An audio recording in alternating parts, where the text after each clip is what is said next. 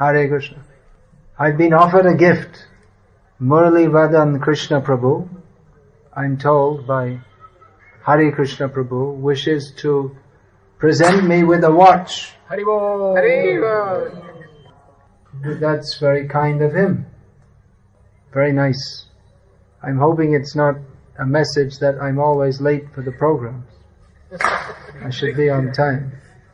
But it seems to me that everyone else is late today. I got here a few hours ahead of time. That's one way of being on time for an evening program. Go to lunch. So you can be on time. Well, I already have a watch actually. Maybe so I didn't have one on my wrist. Most people these days, they keep a cell phone, so they just see the time on their cell phone. So they don't need, well, I have a watch. And there are certain good things about here. I'm not doing a watch sales program here. But it's kind of cheap, so it's less likely to get stolen. If someone gives me an expensive watch, it's more likely to get stolen. And I'm in more anxiety about it getting stolen. And if it does get stolen, I'll be in more distress. Whereas this, even if it does get stolen, I won't be too distressed. And it hasn't, I've had it for quite a long time now, it hasn't been stolen. And it does everything that I need it to do, which is to see the time, is the main thing. And it has there are other things that watches do. So you see the date also. That's also useful. And it also has a button so that when I wake up in the night I can see what the time is. Is it time to get up? So these are all useful functions.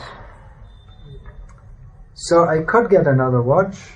He's kind enough to give it, but I actually can't think of a watch that would be better for me than this. Of course, you can buy watches with many functions. You can get watches that speak. Time to get up. They tell you. They have a voice which says it. Or plays different tunes. There are all kinds of things they do. They have a compass, and you can show you the time in different places on the earth. But this is enough for me. We should be satisfied with that which serves its function very simply. Previously, of course, people didn't have watches. There were not watches. There were chronometers, different kinds of chronometers. In the Western countries, it was quite common. You can still see them today in some old buildings. They're, what are they called? With the shadow? Time clock? No, it measures by the shadow. I can't remember. Sundial? Sundial, maybe, something like that. The Vedic, or one system which is described in the... you're going to put it here and have to put it above me. Alright, just leave it there. I'm speaking extemporaneously here. In the Srimad Bhagavatam, it's described how to make a copper pot, and exactly the weight and the size is given, and how to dial the hole with exactly the right weight so you get exact proportion, and then it has to be exact, otherwise if it's not exact, it doesn't serve the purpose properly of how time can be measured. You make a copper pot with a hole in it, and the time when you fill it up, the time it takes to empty, that's some measurement of time. In the Srimad Bhagavatam, measurement of time is given from the microchronological, the movement of one atom over another, to the macrochronological. That means the lifetime of Lord Brahma, which is long by our calculation. Let's see if we can work that out now. That's 1 Earth year times 4,320,000 times 1,000. That's one of his day. And times 2 means his day and night. Times 30 times 12 times 100. So if we have any good mathematicians, you can tell us. If you know Vedic mathematics, you can just tell the answer just like that. Otherwise, you have to use a calculating machine. Or write it down and work it out. It's a long time. Some trillions of years. The numbers may not sound much, but when you multiply them, it becomes much bigger. There's that well-known story of the person who wanted a gift from the king.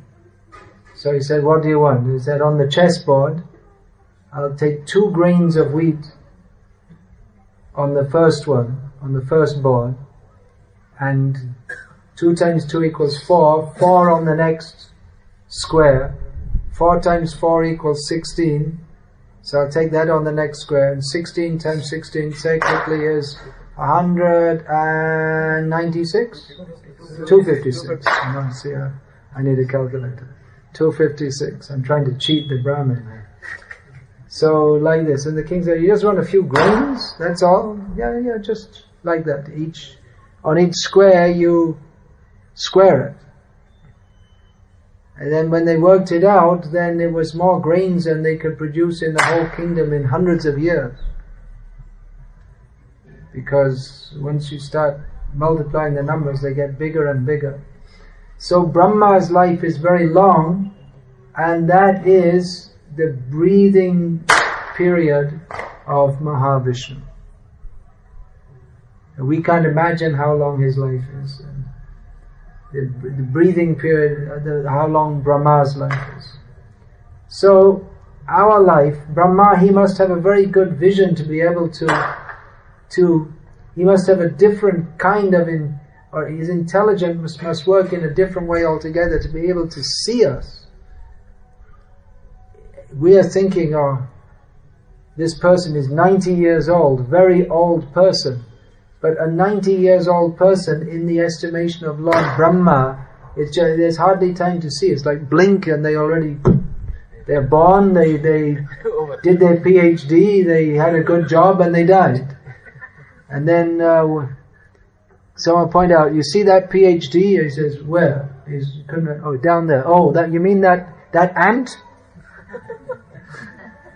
The PhD became an ant. And there's the story of Raivat Maharaj, who wanted to get his husband for his daughter Revati. So he thought, well, she's very qualified, so how can I find someone? I don't see anyone qualified enough to be her husband. So let's go and see Lord Brahma. He knows what's going on in the universe. He's got 4 heads, he's seeing everything. So he should know who's a good husband.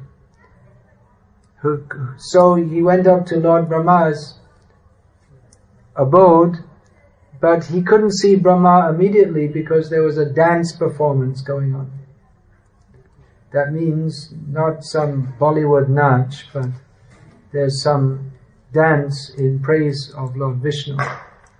So he had to wait a little time for the dance performance to be finished. And when it was finished, he said, "Oh, Raivat Maharaj, yes, very nice to see you. What can I do for you?"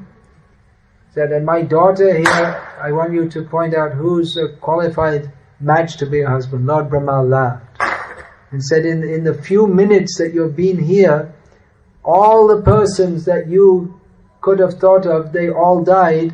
Not only did they all die, everyone you all know is died, and not only did they die, but so much time has passed, so many generations have passed, that even no one even knows the name of you or your kingdom or anything else. So much time has passed. But anyway, go down right now. Go down to earth now and find Lord Balaram. And he will be the right match for your daughter. So Balaram is married to Revati. The daughter of Maharaj Raivat is Revati. And another wife is Varuni. Two wives of Lord Balaram. So Revati came in a different yuga. She was in the, I don't know, Treta Yuga or some other yuga. And Lord Balaram, who is the Supreme Personality of Godhead, whose form is unlimited, was appearing at the end of Dwapara Yuga. So his form was smaller because as the yugas go on, everything declines. It's said that Lord Krishna appeared in this world in a form that by terrestrial measurement is 13 feet high. And they were all like that. Bhima Sen was even much bigger. So Balaram, the wife was taller, so it's not good though. She was a lot taller. So Balaram got his plow and pulled her down to size. And said, okay, now you can marry me. These are all stories in Shastra, I'm not making them up. So time is something unusual. You want a watch to measure the time. But time, even this Einstein talks about curved, what is that? Curved space and time, and we can't imagine and how it might be possible to travel in time. It's an unusual phenomenon. We measure time. Tick, tick, tick, tick, tick, tick, tick, tick, tick, tick, tick. Time is passing on. How do we measure time? Well, we measure time by the movement of the earth against the sun. But it doesn't fit properly, because we say 365 days it takes, but it's not exactly, so we have to compensate for that with every 4 years we have a leap year, but even that's not exactly correct. So every 100 and something, every 100, what is it? Every 100 years. Every 100 years or so. Multiple of 400. Every 100 years in a multiple of 400, what do? They add another day. That's not a leap year. It's not a leap year. That way they adjust. Okay, we have some Gyanis here. That's good. I knew there was something, but I didn't know what it was. And so I'm glad someone knows. And then we have the lunar calendar also, calculating according to the moon, the movements of the moon. So many calendars, that goes by there's the lunar calendar, and our Vedic calendar, it's a mixture of both. So then we have to add, just like in the upcoming year, there's the Adhik Mas, Purushottam Mas. So that's added every 3 years to compensate, because the Tithi, the lunar day in the lunar month, is less than that of the solar year, which is generally called the Gregorian calendar.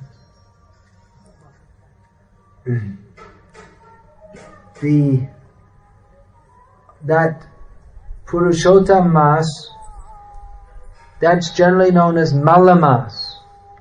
Have you heard that? The Adhik Mas is called Malamas. But Vaishnavas, they don't call it Malamas, they say Purushottam Mas. Smartas, they call that Malamas, because they think it's very inauspicious, and you shouldn't do anything auspicious in this time. But the Vaishnava understanding and the Smarta understanding is always different.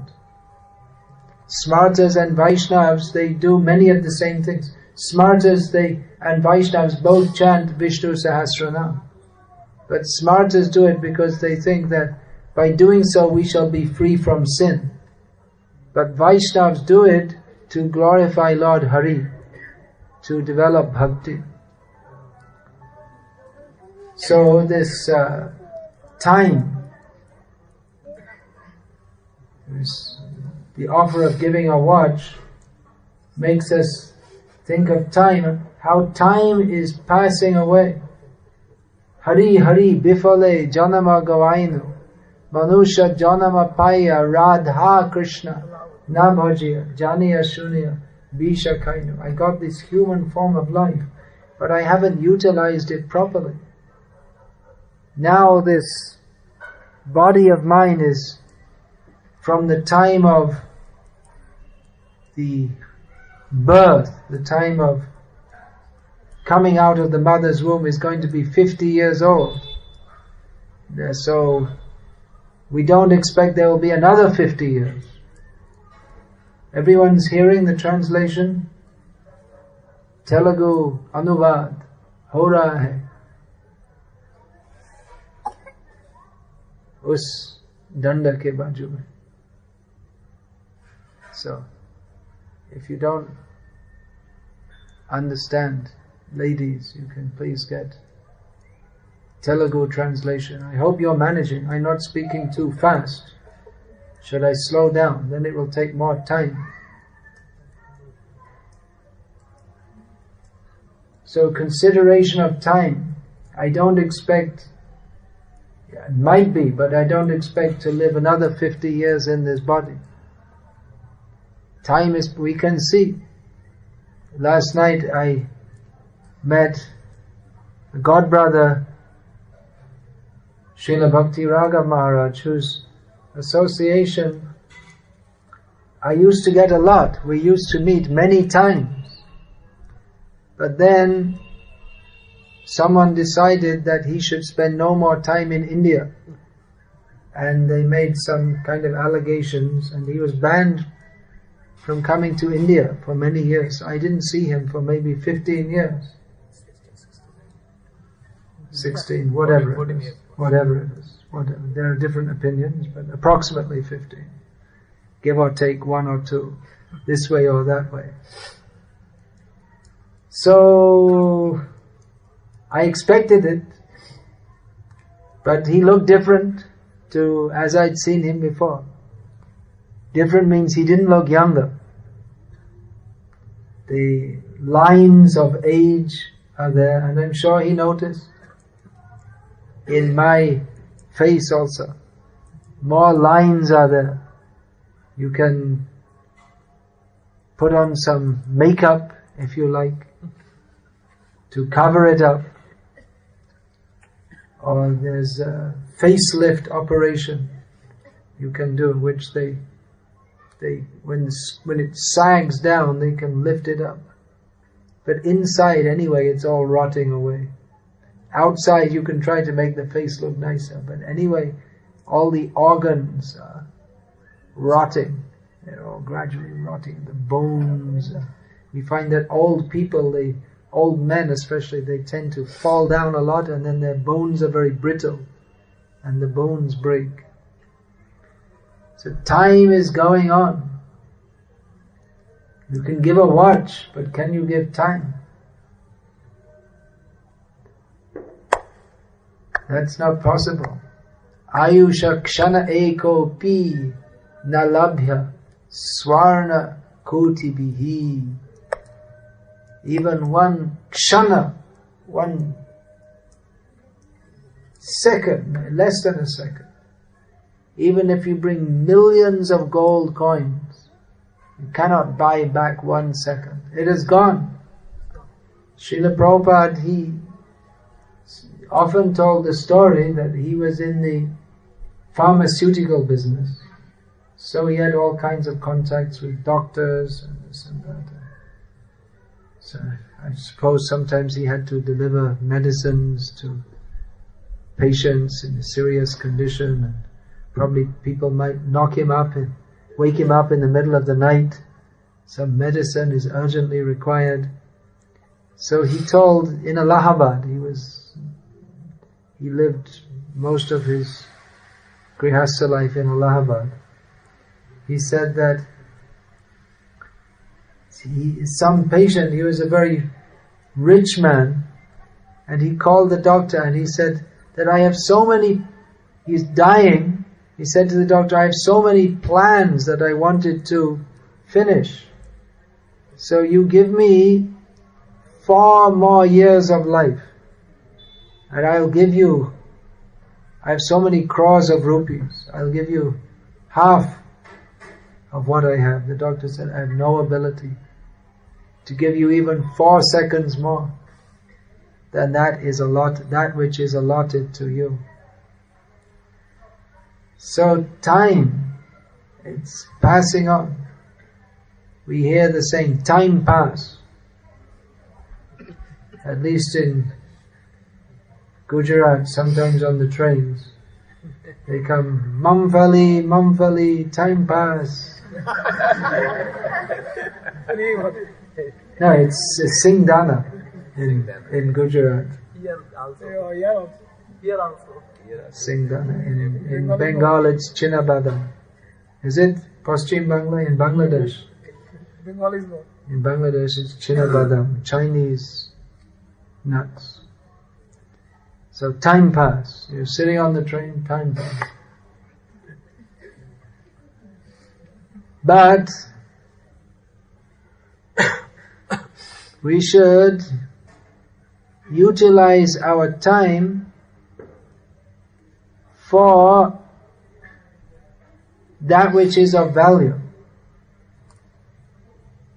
Sometimes I used to distribute books on the train, but nowadays I mostly get on with my writing books. Writing books on the train, distributing books, Srila Prabhupada's books on the train, often people take because they think, well, nothing else to do, might as well buy a book. So it's a good opportunity. But so many times when we're distributing books, especially we see the students, they're going back, they're studying their science books. No time. I'm busy studying my science book. They have no time. Prabhupada wrote an essay a long time ago, by our estimation, in his Back to Godhead magazine, which in those days he was the only writer, he was the only distributor, and he was the only one interested, actually. Now that interest expanded. So Prabhupada wrote one essay called No Time, the Disease of Modern Man. People are so busy, they don't have time to consider what is the actual purpose of life. They're so busy working to maintain their body that they don't have time to think what the body is meant for. They think that if we can maintain the body very nicely, that's the purpose of life. They don't think there's anything more than that what the body is meant for. One Christian professor from America, who was actually very favorable to our devotees in the 1970s, in a time where there were not many people in America were willing to come out publicly and say, yes, I think the Hare Krishna movement is very good. And he, being a Christian professor at Harvard University, that was quite bold of him. His name was Harvey Cox. I don't think he ever met Prabhupada, but I'm not sure if he did. But anyway, he was very favorable to our movement. So he visited Vrindavan once, and this was before our temple was established. And he found, when he came back, he wrote some letter in defense of our movement. In those days, so many people were attacking our movement as being un-American and all this kind of thing. Well, it certainly is un-American in the sense that we're not promoting hot dog and Pepsi Cola culture. So he said that usually in America, if we can find anyone interested to speak about religion, it's just for a few minutes, then they rush off because everyone's busy. But I found in Vrindavan that everyone was interested, and no one was rushing off. They were all, everyone had time, and they had so much time. I was surprised that they're willing to spend so much time. They'll talk for hours. And although we, as Christians, are unwilling to accept this Hare Krishna movement, they have no such feeling toward us. The traditional Vaishnavas of Vrindavan are very interested to discuss with us. For them, God is an important subject. So, utilization of time. Srila Prabhupada, he wanted to start farm communities. Why? Well, there are many reasons for that, but Prabhupada said that the main reason is to save time. Because in modern life, the disease of modern life is that there's no time. Everyone's so busy, working. But it requires, cultivation of Krishna consciousness requires time to chant 16 rounds of the Mahamantra. Actually 16 rounds, we should chant at least 64 rounds. But we have no time. So 16 rounds minimum. And then we should spend time studying the Bhagavatam, hearing, associating with devotees, chanting and serving the Lord.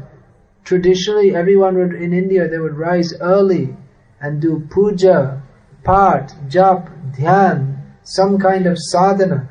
They would spend the first few hours of the day in sadhana. But who has got time for that? Who's puja? So many people, they would do at least 2 hours puja.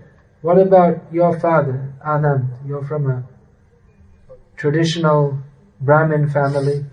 Of course, by the time of your father's generation, many had already lost it. They were already not doing. Your father used to do? Still gets up early. Still gets up early and does all that. That's good. Always started chanting. He's not just doing his Smarta Puja, but he's chanting Hare Krishna also. That's very good. A Smarta. Higher than Aya is Hare Krishna. So that was the normal thing everyone used to do. Even it was such a funny thing, you'd find some of these people, they're doing puja every day, 2-3 hours in the morning. If you talk to them, they say, well, actually I don't believe in God. It was so funny.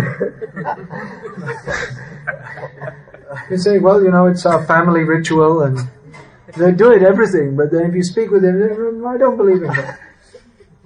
India is an unusual place, no doubt. So, the Vaishnavas, they won't say, but the Smartas, they'll do puja and say, I don't believe. So nowadays people don't have time. It's the way of life. So Prabhupada said that we want to start these farm communities. The major reason is so that people have time to engage in sadhana. Because we find that many people nowadays who want to take to Krishna consciousness, they find where's the time? We're so busy. So Prabhupada wanted that the time, we should live life simply so that we can utilize our time for engaging in activities of Krishna consciousness. Otherwise, if we don't engage in activities of Krishna consciousness, then what's going on? Daily, the sun is rising, the sun is setting. Ayo harati vai pungsam udyan astan chayanaso tasyarte yat kshano nita utamashloka vartaya. Every rising of the sun, every setting of the sun, the poets glorify how beautiful is the sunset, and lovers, they hold hands together and watch the sunset. That's not part of Indian culture, but it's part of Western culture. But now India's foolishly following the West. What's more foolish, the Western way of life or the Indians who are imitating? I think the Indians are more foolish because they've got such a better culture, but they're giving it up. to follow this absolutely foolish, sinful, dull-headed, empty-headed, so-called Western culture. What is that? Apan dhan bilaya mage pareda. This Prabhupada used to quote, that after you distribute all your wealth, you throw it all away, and then you go begging door to door, I don't have anything, please give something. Isn't that foolish then? Give charity, but then not that you have to become a beggar. So this rising and setting of the sun, every day, life is getting cut. Someone told me, all the time people tell me, oh, it's my birthday. It's not actually your birthday is once in the life. You only get born once. And then after that, every day is death day. We're moving closer to death. Except one who uses his time for glorifying Uttama Shloka, discussing Uttama Shloka. Human beings take birth like cats and dogs take birth. They're born from the womb of a mother. There are different kinds of birth. Everything is analyzed in Shastra. There is Jarayuja, those who are born from a womb, that's called Jarayuja, born from an embryo. So cats, dogs, human beings, they're Jarayaja. Then there's Andaja, those who are born from eggs, which includes the birds, reptiles, some insects. And Shvedaja means that germs are born from perspiration. So the human beings are born just like cats and dogs are born. But human beings should take another birth. Human beings should become dvija, get second birth. Everyone gets birth. Janmana jayate shudra. By birth, you may say, well, I'm born in a very high-class Brahmin family. But that birth means shochati iti shudra. Those who lament, they are called shudras. So a child has no knowledge. So the child is on the level of a shudra or an animal. They're simply ignorant. Therefore, it is required samskarad bhavet dvija. That one has to have samskar. Samskar begins not with Upanayanam samskar, with Garbhadhan samskar. In Shastra, Garbhadhan samskar means this is Vedic family planning. That it's decided that we should have a child, then it's astrologically calculated what is the proper time for uniting husband and wife to produce a good child. And then so many rituals have to be performed to purify the consciousness, not simply out of lust, but the husband and wife prepare their consciousness so that when they unite, a pure soul will come to that womb. So, Brahmin by birth, yes, there is Brahmin by birth, if all these sanskars are followed, beginning with Garbhadhan sanskar. But according to Shastra, if the birth takes place in the family without Garbhadhan sanskar, then automatically they're all reduced to Shudras. So there are so many sanskars, while the child is within the womb, then at birth, then when the boy is a little bit older, there are different ages are given. Manu and different,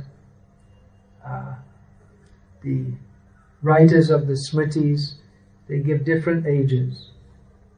So they should have the Upanayanam samskar, by which Sanskarad bhavet dvija.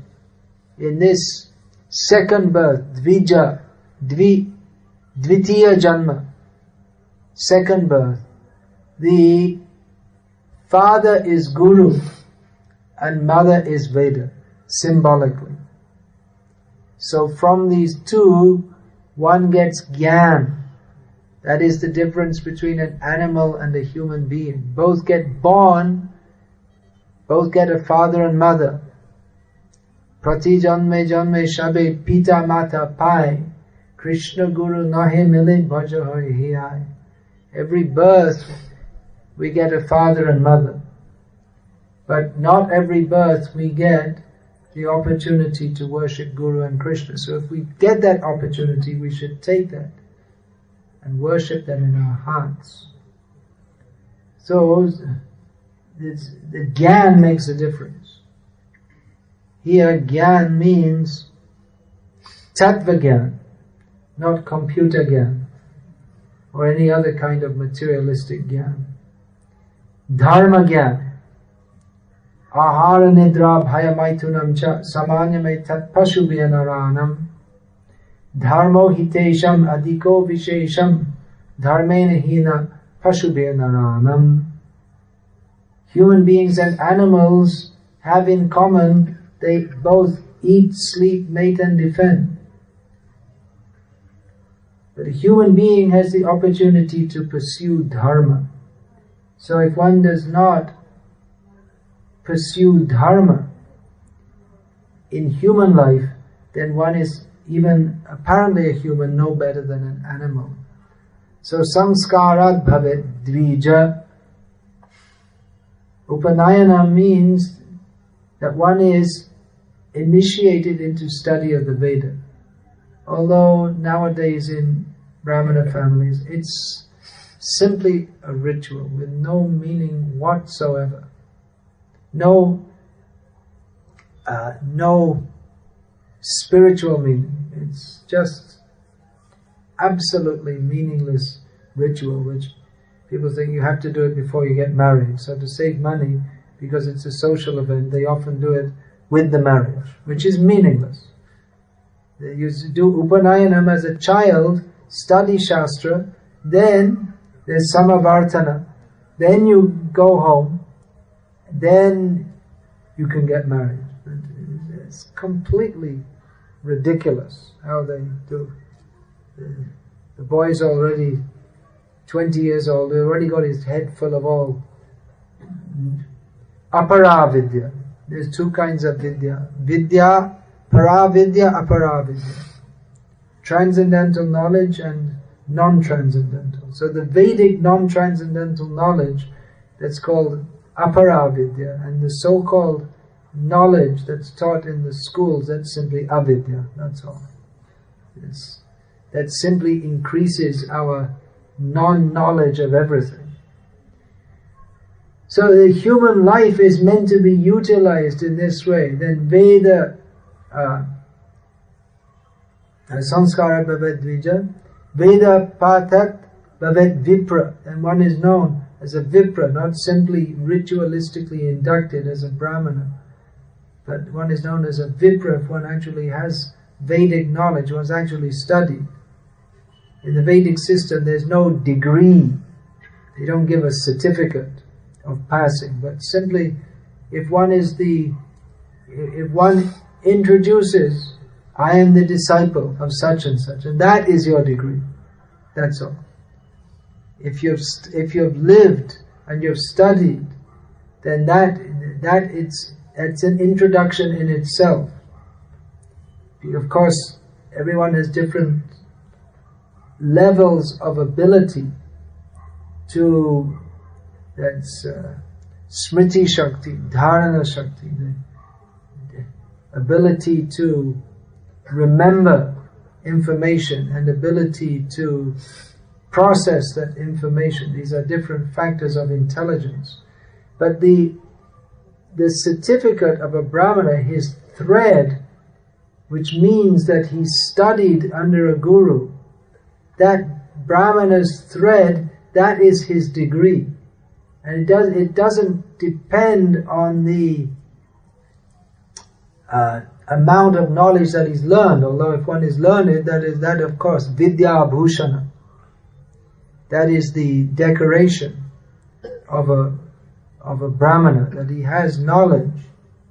But the Brahminical thread, that is a symptom of character. If one has lived at the Gurukul, one lives at the Gurukul, the purpose of education is to develop character. Brahmana is known as Shamo Damas Tapas Shocham Kshanti Arjavam Eva Cha Jnanam Vijnanam Astikyam Brahma Karma Svabhavajam. These are the symptoms of a Brahmana. Peacefulness, self-control, austerity, cleanliness. Cleanliness means external, taking bath and not touching dirty things, not putting your pen in your mouth or your keys in your mouth, and all these kinds of things. So, shocham, shanti, tolerance, straightforwardness in behavior, knowledge of Shastra, and realize now how to apply that. Firm faith in Shastra, these are the qualities of a Brahmana. So one is required in human life to come to this level, that Brahmajanatiti Brahmana, to understand the absolute truth. Brahma, kim tad Brahma kim adhyatma. Arjuna asks Krishna, what is Brahma? What is Adhyatma? So one should know, this is required in human life. That's what I was saying. The Brahmanas, they're very busy people. They're not lazy people. It's not one simply becomes a Brahmana and goes begging. Sadhu. Sadhu Giri. You can't make a living, so you put on some red cloth. And that's one way of making a living. You put on some red cloth and beg. And then you can build a temple and bribe. Here in Hyderabad, there's one temple. One Marwari made a Hanuman temple and made himself the chief pujari and made a sweet shop outside. I went there once. We used to go there regularly. Made a sweet shop outside so people buy the sweets and they offer to Hanuman, and told a few stories about how powerful this deity is, and it's a great business. There's some land at the back with the Prophet. He built a big complex and he sold that, and there you go. There's one way to get rich. There's a church in the Western countries called Scientology Church. It's more strange than most churches. The founder is L. Ron Hubbard. So he said, if you really want to get rich quick, start a new religion. So he did it. He became rich. And there are so many people doing that. There's some program, the Fart of Living or something like that. They charge people 3,000 rupees to go to some stupid so-called personality development course. They're getting rich. And it's kind of semi-religious, and people think this is wonderful. They're getting cheated. Someone's getting rich. So this is all cheating. We shouldn't waste our time by getting cheated. We should utilize our time Uttama Shloka Bhartaya, for understanding Krishna is the Supreme Personality of Godhead. He is to be glorified. We should utilize our time Kirtaniya Sada Harihi. Time should be utilized for glorifying Krishna. The modern age is so much glorification. There's some Muslim tennis star, young girl from India. What's her name? Sonia something or other. Sania Mirza. Huh? Sania Mirza. Sania Mirza. Jumping around, showing off her half-dressed or less. I mean, I don't know, I haven't seen, but that's what tennis stars used to do in the West when I was a kid, so I presume it's the same thing. And Indians, oh, this is wonderful, she's a tennis star. It's just a prostitute, to be quite frank. Showing off your body, jumping around. All these film stars, they glorify, oh, such a wonderful film star. Just all prostitutes, that's all. Why should they want to show their bodies off to others? So we're glorifying, how wonderful. This is Kali Yuga. Instead of praising Krishna, we praise the worst people who have the most immoral people. So glorification of these people will send us to hell. That's all. Glorify Krishna.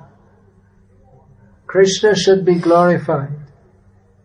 They're glorifying people who have no qualities whatsoever, or the worst qualities. Glorify Krishna. This is the proper utilization of time. People want to talk about getting watches. People have Rolex watch. They like to buy them. They will glorify themselves. They'll like to show.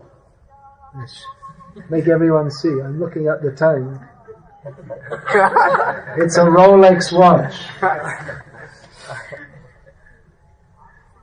So then they made in Hong Kong, they started making imitation Rolexes, and no one can tell the difference. The real Rolex watch, I don't know how much it costs. Any idea? $5,000? And the imitation Rolex watch costs $20. And it tells the time just as well. And unless you're a real expert, you can't tell the difference.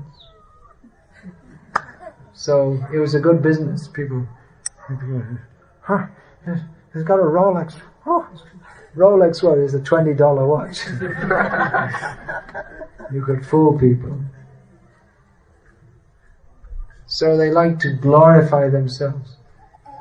We used to see in Bangladesh, I used to see that some people, a few young men in Dhaka, the capital city, they used to wear American jeans, which is very prestigious, to have American, real, made in America jeans. But the thing is that no one can tell that they're made in America because the tab is at the back, right? So how can you tell? So what they used to do is, the tab, where it says Levi jeans instead of made in Bangladesh jeans or whatever it is, they would take the tab off and put it on the knee so everyone could see. Ye kya hai, pagal panki. Now what's the use of spending so much money for American jeans unless people can see? So, shameless, they like to glorify themselves, spoiling their human form of life. Don't waste time. Glorify Krishna. Don't try to glorify. I'm so great, I've got a big house, I've got a big job, I've got a great car, I'm friends with the chief minister. That's another one. You make friends with some, you get your photo taken with some big shot, then you frame it and put it in your house, as if well, I was very good friends. You get your photo taken once in your lifetime, and we used to see in people's houses people standing with Nehru and Indira Ji. She'd come and open a factory or something, and someone would come up and take a photo, and she'd smile, and they're standing next to them smiling, and then they put it in their house. Oh yeah, that's my friend Indira Ji. And they're trying to pretend they have some relationship, although she doesn't know who they are at all. So we like to promote ourselves. Don't promote ourselves. Promote Krishna. We are meant to serve Krishna. We're meant to glorify Krishna. Krishna He is worthy of glorifying. No one else in this world is worth glorifying.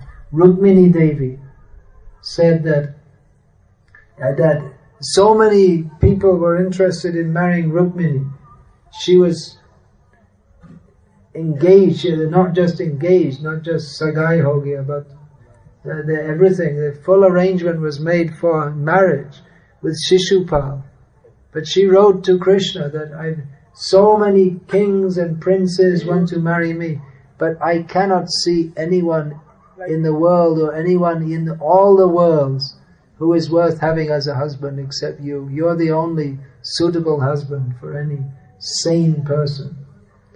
So, every wife has her husband, but she should know that the supreme husband is Krishna,